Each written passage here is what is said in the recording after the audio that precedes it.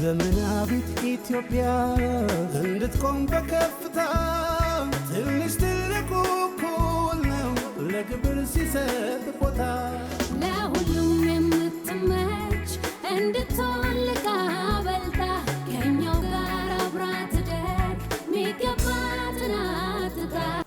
እንደምን ቆያችሁ። ይሄ በገቢዎች ሚኒስቴር ምስራቅ አዲስ አበባ አነስተኛ ግብር ከፋዮች ቅርንጫፍ ጽሕፈት ቤት እየተዘጋጀ የሚቀርብላችሁ የዩቲዩብ ዝግጅታችን ነው። ዛሬ በአዲሱ ገቢ ግብር አዋጅ 1395 2017 በተሻሻለው ማለት ነው አንቀጽ 59 ላይ ማብራሪያ ለመስጠት ነው እዚህ የተገኘሁት። ይህም የካፒታል ንብረቶች በማስተላለፍ የሚገኝ ጥቅም በተመለከተ ካፒታል ጌይን በማስተላለፍ በሚገኝ ጥቅም ላይ ግብር በማስከፈል የተሻሻለበት ሁኔታ አለ። ይህም እንግዲህ በፊት በነበረው መመሪያ ቁጥር 8/2011 የካፒታል ንብረቶችን በማስተላለፍ በሚገኝ ጥቅም ላይ ታክስ እንደሚከፈል ያስቀመጠበት ሁኔታ አለ። ያንን ደግሞ አሁን አሻሽሎታል። በፊት የነበረው ላይ አሁን ፍላት አድርጎ ነው ያመጣው። በተገኘው ጥቅም ላይ 15% ግብር መከፈል አለበት ይላል። እንግዲህ 15% ግብር የሚከፈለው የትኞቹ ካፒታል ጌይኖች ናቸው ወይም የትኞቹ ካፒታል ንብረቶች ሲተላለፉ ነው የሚለው ላይ ቤትና አክሲዮን ቦንድ እና ቤት በማስተላለፍ በተገኘው ጥቅም ላይ ይሄ 15% ግብር እንደሚከፈልበት ያስቀመጥበት ሁኔታ አለ። አንቀጽ 59 ወይም በተሸጋሸገው አንቀጽ 61 ላይ ማለት ነው። ከዚህ ጋር ተያይዞ እንግዲህ ቤት ወይም የማይንቀሳቀስ ሀብትና አክሲዮንና ቦንድ በማስተላለፍ በተገኘው ጥቅም ላይ ግብር ይከፈልበታል ይላል። እንግዲህ እሱንም በፎርሙላ ያስቀመጠበት ሁኔታ አለ። ፎርሙላ ሀምሮሃ ሲቀነስ ሀ ሲደመር ለ ላይ በተገኘው ላይ 15% ተባዝቶ ግብር ይከፈልበታል ይላል። እንግዲህ ሀምሮሃ ምንድነው? ሀሌቶሃ ምንድነው? ለ ምንድነው የሚለውን ማብራሪያ መስጠት ሞክራለሁ። ይህም ሀሌቶሃ ማለት እቃው የተገዛበት ምናልባት እቃው የማይንቀሳቀስ ሀብት ቤት ሊሆን ይችላል።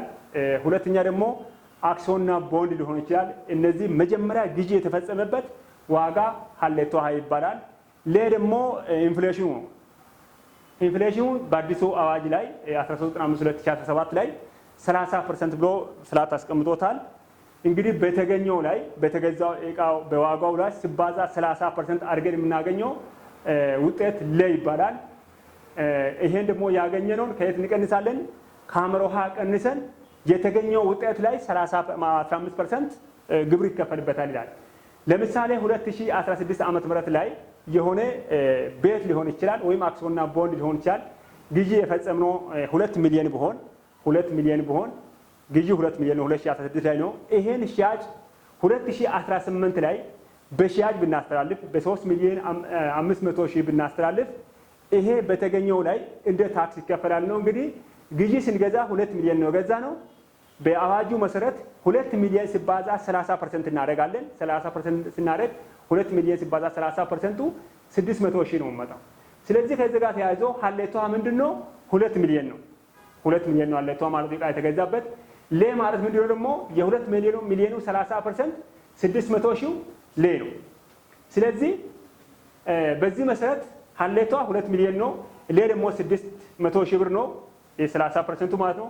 ሀመሮሃ በዚህ ዓመት 2018 ዓመተ ምህረት ሽያጭ የተከናወነው 3 ሚሊዮን 500 ሺህ ብር ቢሆን እንግዲህ በፎርሙላ መሰረት ሀመሮሃ ሲቀነስ ሀ ሲደመር ለ ይሆናል ማለት ነው።